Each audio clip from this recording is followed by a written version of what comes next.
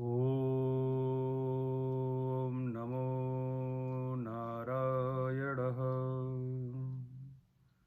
नारायणं नमस्कृत्यं नरं चैव नरोत्तमं देवीं सरस्वतीं व्यासं ततो जयमुदीरयेत्। बोलो गोविंद भगवान की जय। एकादशी मैया की जय। चैत्र मास के कृष्ण पक्ष की जो एकादशी होती है, इसके विषय में महाराज मानधाता ने महर्षि लोमश से प्रश्न किया था कि महाराज, चैत्र मास के कृष्ण पक्ष में जो एकादशी होती है उसकी विधि क्या है, नाम क्या है, उसका प्रभाव क्या है, किस देवता का पूजन होता है और हमें ये कैसे करना चाहिए। लोमश जी का परिचय देने की आवश्यकता नहीं है। लोमश ऋषि बहुत ही चिरायु वाले हैं और बड़े ही प्रतापी महात्मा हैं। ग्रंथों में इनका अलग अलग वर्णन आ जाता है। मानधाता का भी परिचय देने की आवश्यकता नहीं है। सूर्यवंशी राजाओं में प्रतापी राजाओं का जो वर्णन है उसमें मानधाता भी है। सगरात हरिश्चंद्र आदि के वंशज में, इक्ष्वाकु वंश में ये पैदा हुए। जब मानधाता ने महाराज ने प्रश्न किया महर्षि लोमश जी से, तो लोमश जी कहने लगे, चैत्र मास की जो कृष्ण पक्ष की एकादशी होती है वो बड़े बड़े पातकों को दूर करने वाली होती है। बड़े बड़े पातक, ब्रह्म हत्या, गौ हत्या, गुरु पत्नी गमन आदि, जो जिनका कोई प्रायश्चित ही नहीं है, वो चैत्र मास के कृष्ण पक्ष की जो एकादशी होती है उसको पाप मोचनी एकादशी बोलते हैं। उसके करने से वो पाप जो है कम हो जाता है। महाराज ने कहा कि पाप मोचनी एकादशी के विषय में मुझे बताएं। लोमश ऋषि बोले, राजन, एक मेधावी नाम के ऋषि थे। आप ये व्याख्यान बड़े गौर से सुनेंगे। नाम तो यहाँ पात्र किसी और का है, लेकिन वास्तविकता ये हमारे तुम्हारे जीवन की ही उदाहरण दिया गया है। च्यवन ऋषि की संतान जिनका नाम अभी मैंने लिया, तप करने के लिए भेजा अपने पुत्र को कि आप हिमालय की कंदराओं में रमणीक स्थान में जाकर के ब्रह्म साक्षात करके आओ, पुरुष चरण करके आओ। ऐसा सुन के मेधावी ने अपने पिता चमन ऋषि को प्रणाम किया। देवभूमि उत्तराखंड की पवित्र गुफाओं में जाकर के अपने तपस्यारत हो गए। ब्रह्मचर्य का पालन करना, संध्या वंदन करके गायत्री का पुरुष चरण करना, काफी समय तक अपने नियम से रहने लगे। मेधावी ऋषि के उस नियम को देख करके देवराज इंद्र, देवताओं के जो राजा इंद्र हैं, उनके मन में थोड़ा संशय हो गया। कहीं ये ब्राह्मण बालक मेरे इस गद्दी के लिए तो ऐसा नहीं कर रहा है, कहीं ऐसा तो नहीं मेरा पद छिन जाए, मैं कहीं का ना रहूं। ये सोच करके एक चाल चली। जो व्यक्ति होता है ना, इसका मन 3 जगह अटका होता है, सुत, वित्त और नारी। ब्रह्मचारी है, सुत इसका है नहीं, वित्त से कोई मतलब नहीं, सब कुछ छोड़ के आया ही है। तो देवराजेंद्र ने, महाराज जी ने मंज घोषा नाम की जो इनकी बड़ी प्यारी अप्सरा थी, उनको भेज दिया। आप ध्यान से इसको समझें। मेधावी कौन है? हम अपनी बुद्धि ज्यादा लगाते हैं, हम ही मेधावी हैं। मंज घोषा, जो आपका मन जिसमें रमण कर जाए, वो अप्सरा भेज दी। मंजू घोषा नाम की अप्सरा ने आकर के जहां महाराज मेधावी तप कर रहे थे वहां से 1 कोस दूर 3 किलोमीटर दूर बैठ करके वीणा का गायन शुरू कर दिया, वादन शुरू कर दिया। मेधावी ऋषि अपनी संध्या बंधन पूजा पाठ से जब निवृत्त होते तो विचरण करते, घूमते, और घूमते समय कान में बीड़ा की आवाज आई, उस दिशा में चले गए।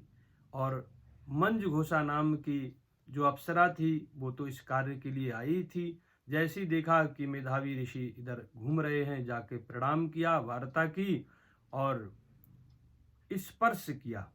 स्पर्श कैसे किया? चरण बंधन के माध्यम से स्पर्श किया। स्पर्श करते ही जो मन में भाव थे वो मेधावी ऋषि के अंदर प्रवेश कर गए। तो सबसे पहले हमारा मन जो विचलित होता है वो कहाँ से होता है? कान से होता है। ये पहला सूत्र है, एकादशी मैया बता रही हैं।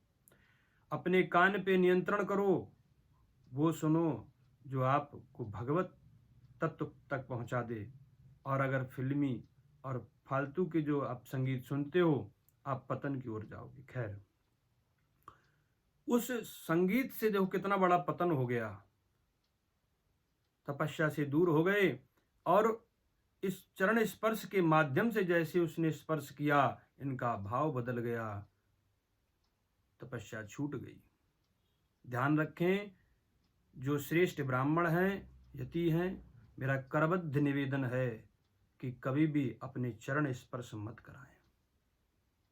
और जो माताएं हैं मैं उनसे भी हाथ जोड़ करके कह रहा हूं, आपके घर जब कोई सदपुरुष गुरु ब्राह्मण आए तो उनके चरण न छू करके भूमि को ही प्रणाम कर लें।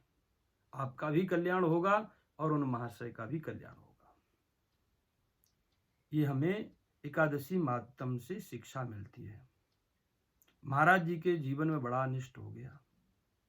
मंजू घोषा के साथ कई वर्ष बीत गए, पता ही नहीं चला। आज मंजू घोषा ने हाथ जोड़ करके प्रार्थना की, महाराज अब मुझे अपने देश जाने की आज्ञा दे दो। मेधावी ऋषि बोले कोई बात नहीं, अभी सुबह तक की संध्या तक मेरे पास रुको, कल निकल जाना।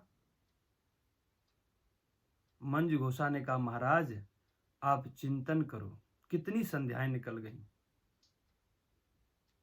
मेधावी जी ने ध्यान लगाया, 57 वर्ष जीवन के चले गए बिना गोविंद को याद किए।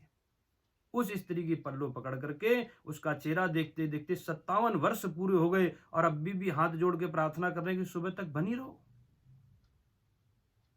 जब आया तो फूट फूट के रोने लगे, अरे मैंने अपने जीवन के 57 वर्ष गंवा दिए बिना भगवान का भजन किए हुए। जिस कार्य के लिए हम आए थे हम उससे ही दूर हो गए। ये जीव जब माता के उदर में होता है तब भगवान से वचनबद्ध होकर के आता है कि प्रभु जब मैं धराधाम पे जाऊंगा सिर्फ आपका ही भजन करूंगा, आपका ही स्मरण करूंगा, आपके निमित्त ही कृत्य करूंगा। लेकिन अपने जीवन में हम तुम सोच लो कितने जीवन के वसंत चले गए, कितने जीवन के वर्ष व्यर्थ चले गए, भगवान का भजन छूट गया। लेकिन हमें कभी पश्चाताप नहीं होता है। आज मेधावी ऋषि रो रहे हैं। जैसे ही मंजू घोषा ने चुप कराने के लिए स्पर्श किया, मेधावी ने कहा, पापनी दूर हो जा, तुमने मेरे जीवन के तप को नष्ट कर दिया है, मुझे पाप में धकेल दिया है। मैं ब्राह्मण होकर के एक अप्सरा के साथ रमण करने का दोष अपने सर पे लेके घूमूंगा, ये कलंक लेके कैसे भगवान के सम्मुख जाकर के मुंह दिखाऊंगा। रोने लगे। अब क्रोध में आकर के श्राप दे दिया कि जा पिशाचनी हो जा। जब मेधावी ऋषि ने अपने तप के बल से उस अप्सरा को मंजू घोषा को श्राप दे दिया, अब तो मंजू घोषा नाम की अप्सरा थर थर कांपने लगी। मेधावी ऋषि के चरणों में लेट गई, कहा, महाराज हमने शास्त्रों में सुना था जो सत्पुरुष होते हैं उनका संग करने से कभी दुर्गति नहीं होती है। सदग्रंथों में कहा गया है अगर कोई सत्पुरुष के साथ कदम साथ में चल दे 7 वाक्य अगर साथ में वार्ता कर ले तो वो साथी बन जाता है। और मैं तो आपकी कई वर्षों से सेवा कर रही थी, आपके कई वर्षों तक साथ रही, ये कौन सा फल आपने मुझे दिया? मैं पिशाचनी बन करके जंगल में भटकती फिरूंगी भूखी प्यासी, इसमें एक साधु की महिमा का अपमान होगा। कुछ तो हमारे ऊपर रहम करो। जब इस तरीके से करबद्ध उस अप्सरा ने, मंजू घोषा ने मेधावी जी से प्रार्थना की तो मेधावी जी ने उपदेश दिया कि जाओ, मेरे पिता ने जो मुझसे कहा था कि पाप नाशनी जो राशि है उसका व्रत कर लेना। तुमने मेरा किया तो अनर्थ है, लेकिन कोई बात नहीं, अब तुम चैत्र मास में कृष्ण पक्ष में जो पाप मोचनी नाम की एकादशी होती है उसका विधिवत पूजन करना, विधिवत व्रत करना। तुम्हारे शरीर से पाप राशि दूर हो जाएगी, तुम निर्मल हो जाओगी और पुनः अपने उसी दिव्य शरीर को धारण करके अपने धाम को प्राप्त करोगी। ऐसा कह करके मेधावी ने वहां से मुख मोड़ लिया, सीधे अपने पिता चमन ऋषि के आश्रम में आए। लोमस ऋषि कहते हैं, राजन मानधाता जी, जब लोमस जी इस व्याख्यान को बता रहे हैं, मेधावी अपने पिता चमन ऋषि को प्रणाम करके मुंह लटका करके बड़े उदास मन से एक स्थान, एक कोने में बैठ गए। चमन ऋषि ने देखा मेरा पुत्र आया तप करके, ये तो प्रफुल्लित होना चाहिए, ब्रह्मवेत्ता होना चाहिए, प्रसन्न होना चाहिए, इसका मुख मलिन है, ये दरिद्री कैसे बैठा है। आंख बंद करके देखा, अरे इसने तो कुल कलंक कर दिया, पाप कर दिया। कहा बेटा तुमने ये बहुत बुरा किया, तुम तो पाप कमा के लाए, पुण्य कमाने गए थे। उसी समय मेधावी ने हाथ जोड़ के कहा, पिताजी मेरी बुद्धि मारी गई, मेरी मति भ्रष्ट हो गई, अब मुझे कोई दंड दो, कोई प्रायश्चित बताओ, मैं इसलिए आपकी शरण में आया हूं। आप मेरे पिता ही नहीं हैं, आप मेरे गुरु भी हैं। मैंने ये कलंक अपने जीवन में जो लगा लिया है, ये कैसे दूर किया जाए। मेधावी ऋषि की इस निर्मल वाणी और विनय को सुनकर के चमन ऋषि अंतरात्मा में भगवान को खोजने लगे। भगवान की वाणी ने जो उनको आदेश दिया, जो उनके हृदय से आवाज आई कि पाप मोचनी एकादशी का व्रत करें तो इनके जीवन का कल्याण होगा। उसी समय मेधावी को समझाया कि पुत्र अब तुम विधिवत तरीके से पाप मोचनी एकादशी जो चैत्र कृष्ण पक्ष में आएगी उनका व्रत करो। और पाप को मिटने वाली हरि है। जैसे आग समस्त वस्तु को जला के भस्म कर देती है, वैसे ही हरि नाम समस्त पापों को नष्ट कर देता है। ऐसा उपदेश अपने पिता से प्राप्त करके मेधावी ऋषि ने संयम पूर्वक निष्ठा से पाप मोचनी एकादशी का व्रत किया।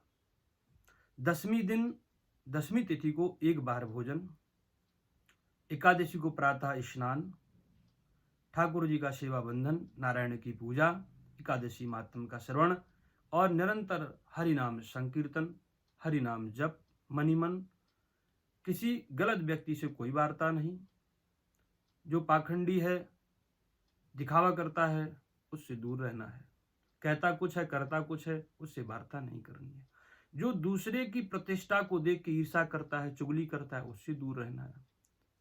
मूलभूत अपने परमात्मा के चिंतन में ही रमण रहना है, बस। ऐसा करते हुए संपूर्ण एकादशी तिथि दिन और रात्रि व्यतीत की। अगले दिन जब द्वादशी में सूर्य नारायण भगवान का उदय हुआ, स्नान करके सुंदर से पात्र में लेके नारायण के चरणों में अर्घ दिया। द्वादशी रहते ही पारायण किया। जो लोग इस कथा को, इस महात्म को सुन रहे हैं, समझ रहे हैं, जीवन में उतारने का प्रयास कर रहे हैं, वो समझ लो ब्रह्म हत्या, स्वर्ण की चोरी और स्त्री हत्या आदि के पाप से दूर हो जाते हैं। ऐसा नहीं है कि इस कथा को सुन के आप ये पाप करो, नहीं, गलती से हो गया है तो दूर हो जाता है।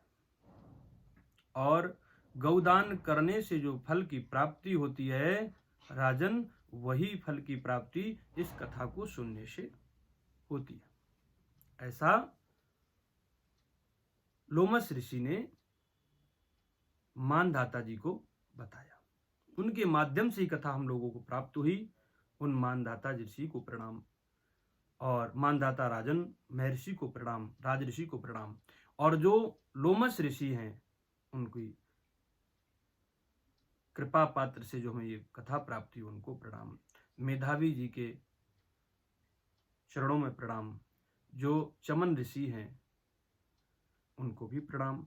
एकादशी मैया को प्रणाम जो नारायण तक पहुंचाती हैं। और जो हमारे हरि नारायण हैं माँ लक्ष्मी के सहित उनको प्रणाम। गोविंद राधा रानी सदगुरु को प्रणाम।